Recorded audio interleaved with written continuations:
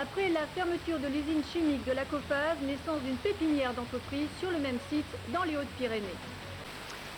Il n'y a pas 36 solutions quand des grands pôles industriels s'écroulent. Il faut soit en reconstruire d'autres de grande taille, c'est pas facile, soit faire appel à plusieurs entreprises de petite ou de moyenne taille.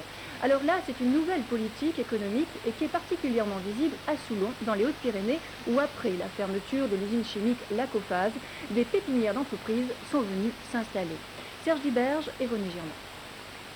Au beau jour, la Cophase, cette fabrique de produits chimiques reprise par Norsk Hydro, a employé plus de 1000 personnes.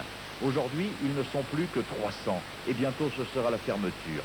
Alors il y a eu les manifestations, il y a eu la démission collective des élus et puis passé les premières colères, on s'est mis au travail. Il fallait tenter de remplacer une partie des emplois perdus. Parmi les premières entreprises à s'être créées, la société Tourmalet. Ici, on fabrique des vélocross. Le directeur, c'est Bernard Deforge. C'est sa sœur qui est l'actionnaire principal de la société. Elle a une passion pour les bicyclettes bleues et pas seulement dans les romans. Je crois que ma première bicyclette, c'était pas un vélo, je l'ai eu de avoir 7 ou 8 ans.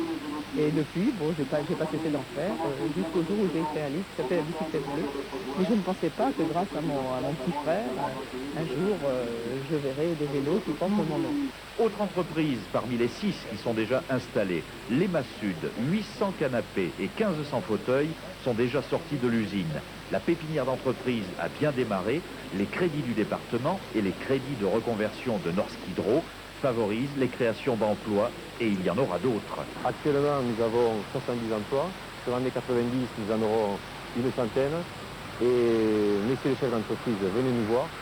Nous serons à votre écoute et essaierons de répondre à toutes